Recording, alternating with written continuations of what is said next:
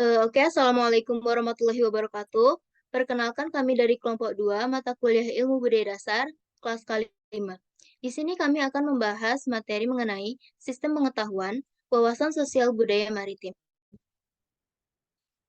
Sebelum memasuki sesi diskusi pada pertemuan kali ini, izinkan saya memperkenalkan diri saya. Saya Khofifatul Fitri sebagai moderator, dan tentunya di sini saya tidak sendiri. Saya ditemani oleh anggota kelompok saya, yaitu Keisha Zahira Irlian, Khairunisa Heristin, Khairunisha Simbolon, dan Larsiti Nurrahmah. Next slide, please. Oke, eh, baiklah pada pembahasan kali ini, kami akan membahas beberapa topik mengenai sistem pengetahuan masyarakat maritim, yaitu mulai dari pengertian sistem pengetahuan, faktor-faktor yang mempengaruhi pengetahuan, macam-macam sistem pengetahuan, dan bagaimana sistem pengetahuan masyarakat maritim. Baiklah, langsung saja kita memasuki pembahasan yang pertama, yaitu mengenai pengertian sistem pengetahuan yang akan disampaikan oleh Keisha Zahira Irlian. Kepada Keisha Zahira Irlian, waktu dan tempat dipersilakan. Terima kasih, moderator. Baiklah, di materi pertama ini kita akan membahas tentang pengertian sistem pengetahuan. Pengertian sistem pengetahuan itu ada dua cara. Yang pertama secara etimologi, dan yang kedua yaitu terminologi. Kita bakal bahas yang etimologi terlebih dahulu.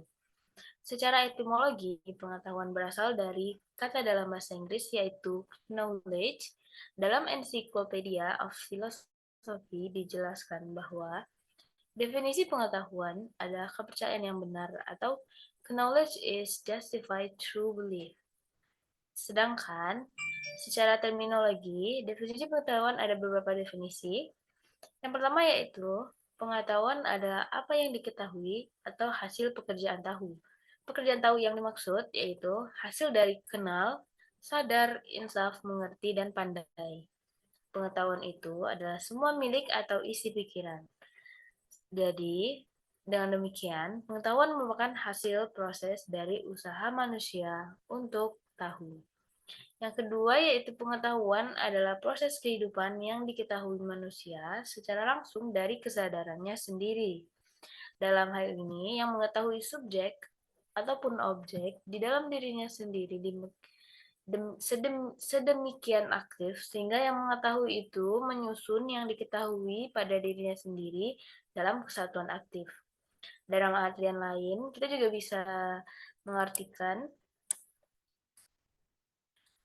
pengetahuan merupakan pengalaman yang bermakna dalam diri tiap orang yang tumbuh sejak ia dilahirkan. Oleh karena itu, manusia yang normal, sekolah atau tidak sekolah, sudah pasti dianggap memiliki pengetahuan. Cukup segitu tentang pengertian sistem pengetahuan. Saya kembalikan ke moderator.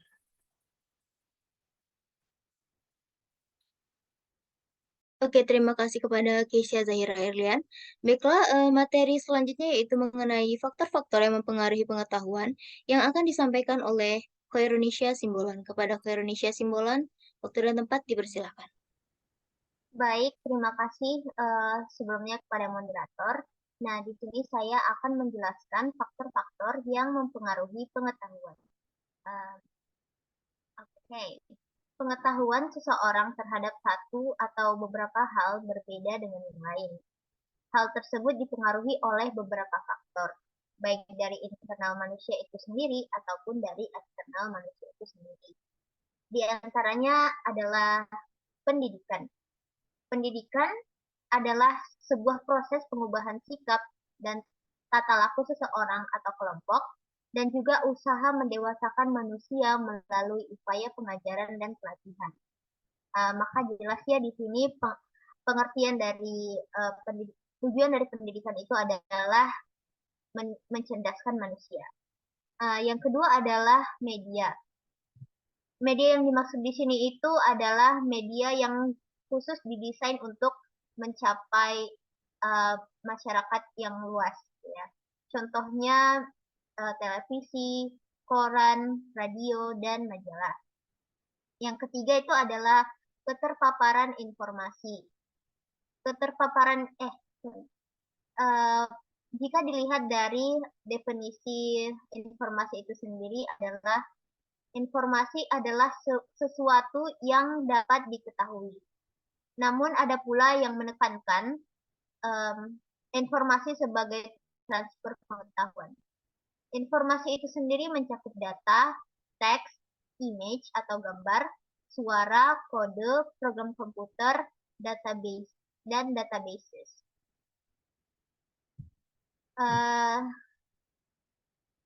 Yang keempat itu adalah pengalaman.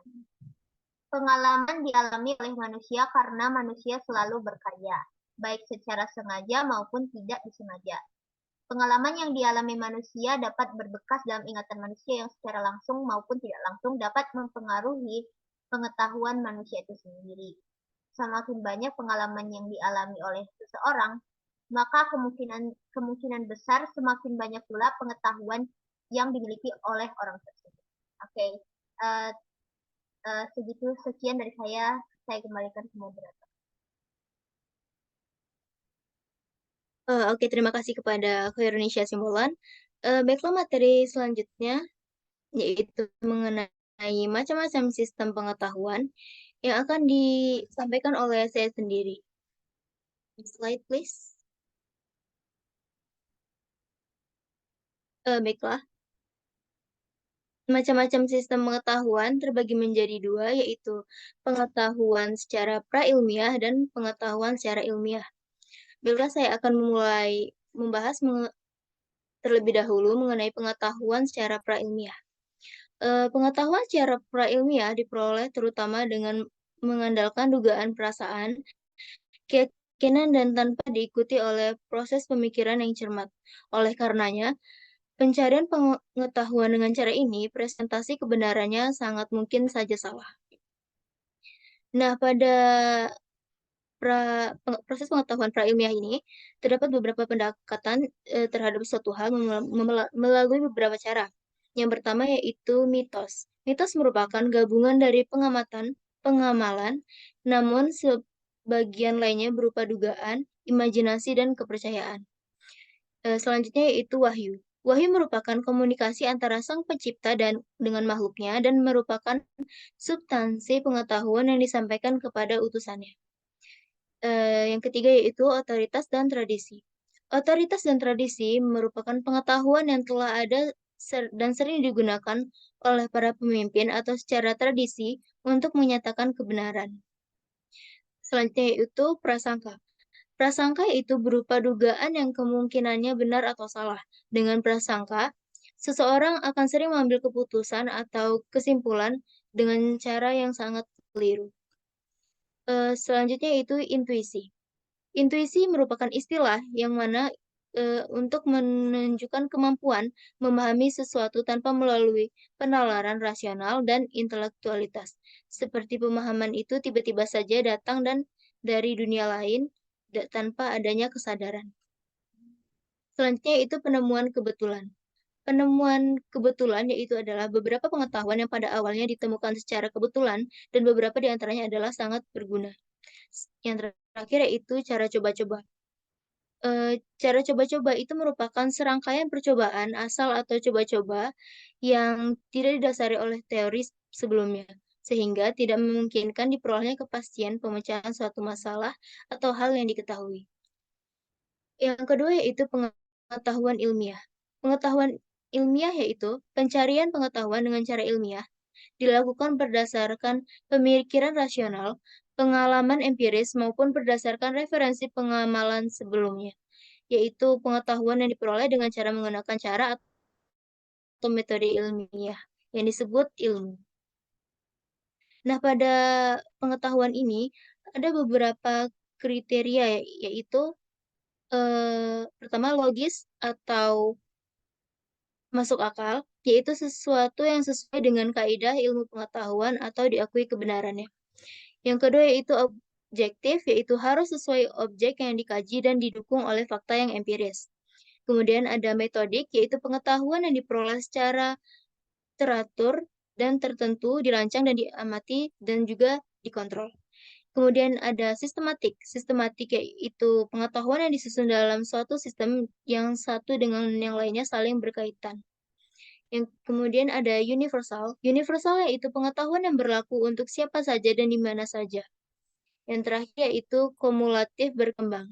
Kumulatif berkembang adalah hasanah ilmu pengetahuan yang selalu bertambah dengan hadirnya ilmu pengetahuan baru.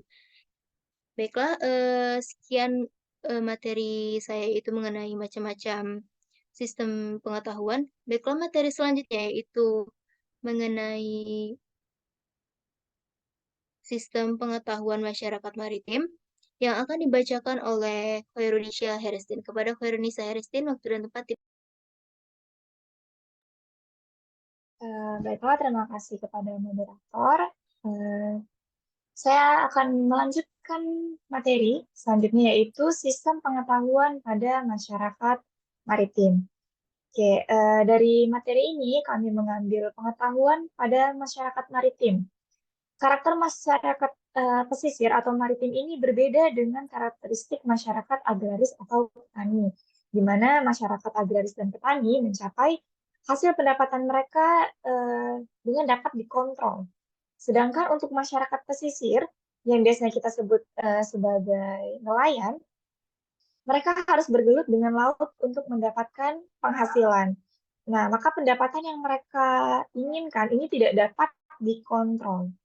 Secara garis besar, sistem pengetahuan kemaritiman dapat digolongkan menjadi 4 golongan, yaitu pengetahuan pelayaran, pengetahuan kondisi lingkungan, pengetahuan sumber daya laut, dan pengetahuan lingkungan sosial budaya. Di mana dari keempat subsistem pengetahuan ini berkaitan erat satu sama lain secara fungsional.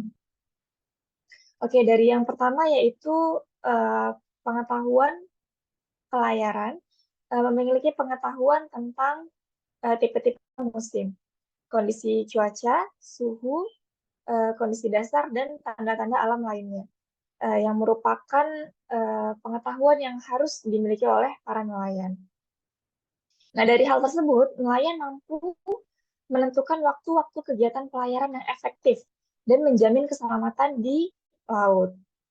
Nah, di Nusantara sendiri, masyarakat mengetahui pengetahuan tentang 2 tipe musim, yaitu yang pertama musim barat, yang terjadi pada bulan Desember sampai dengan bulan Juni, ditandai dengan hujan lebat, angin atau badai besar, dan arus kuat dari arah barat ke arah timur. Nah, pada musim ini kemungkinan untuk melakukan aktivitas pelayaran sangat kurang. Kemudian yang kedua yaitu musim timur, di mana musim ini terjadi pada bulan Juli sampai dengan bulan Desember, ditandai dengan angin dan arus gerak yang lemah dari arah timur ke arah barat. Nah, pada musim ini memberikan peluang besar bagi para nelayan untuk melakukan aktivitasnya secara intensif. Kemudian, selain itu masyarakat juga mengetahui 2 musim lainnya, yaitu yang pertama musim peralihan, yang merupakan musim peralihan dari musim barat ke musim timur, yang berlangsung selama kurang lebih 3 bulan, yakni dari bulan Mei sampai dengan bulan Juli. Musim ini ditandai dengan goncangan ombak yang kurang menentu dan tidak berhenti. Kemudian yang kedua yaitu musim menangkap ikan, di mana musim ini berlangsung antara bulan Oktober sampai dengan bulan April. Para nelayan mengetahui secara pasti waktu-waktu yang tepat untuk menangkap ikan agar mendapatkan hasil tangkapan yang baik. Oke, baik. Kemudian masuk ke subsistem yang kedua, yaitu pengetahuan lingkungan dan sumber daya laut. Nah, kategori pengetahuan masyarakat maritim sendiri tentang lingkungan dan sumber daya laut, contohnya nelayan Indonesia memiliki klasifikasi pengetahuan lokal seperti macam-macam udang laut, teripang, dan biodata hewan lainnya. Namun dalam hal ini, para nelayan masih kurang mengetahui klasifikasinya secara mendalam. Contohnya seperti mereka hanya mengetahui nama-nama biodata laut, biota laut. Dibandingkan dengan pengetahuan dari para saintis seperti dosen, mahasiswa, peneliti, dan lain sebagainya. Di mana mereka itu selain mengetahui jenis nama biota laut, Mereka juga mengetahui lokasi, perkembangbiakan, kondisi populasi, dan perilaku biota laut melalui pendidikan dan penelitian ilmiah. Baik, sekiranya itu saja penjelasan dari saya. Saya kembalikan kepada moderator. Baiklah, terima kasih kepada Khairunnisa Heristin. Materi selanjutnya akan disampaikan oleh Lara Siti Nurrahma. Kepada Lara Siti Nurrahma, waktu dan tempat kami persilakan. Baik, terima kasih moderator. Selanjutnya di sini saya akan melanjutkan penguraian materi tentang sistem pengetahuan kemaritiman masyarakat maritim, yang dimana tadi sudah disebutkan terdiri dari 4 golongan, dan di sini saya akan melanjutkan golongan yang ketiga, yaitu pengetahuan tentang lingkungan sosial. Masyarakat maritim memiliki pengetahuan tentang lingkungan dengan siapa mereka berinteraksi, bekerja sama, dan meminta jasa keamanan. Mereka melakukan persaingan dalam mencari sumber daya alam yang ada di dalam laut. Persaingan ini tentunya berdasarkan buku wawasan sosial budaya maritim yang meliputi pertama, para pedagang hasil laut, pengusaha modal, pasar industri hasil laut, pembuat alat-alat tangkap, dan toko bahan pembuatan alat tangkap. Yang kedua yaitu kelompok-kelompok nelayan penyaing yang mengusahakan hasil laut yang sama. Dan yang terakhir yaitu pihak pemerintah dari instansi terkait, aparat keamanan laut, dan peneliti. Selanjutnya, golongan yang terakhir yaitu pengetahuan nelayan patorani.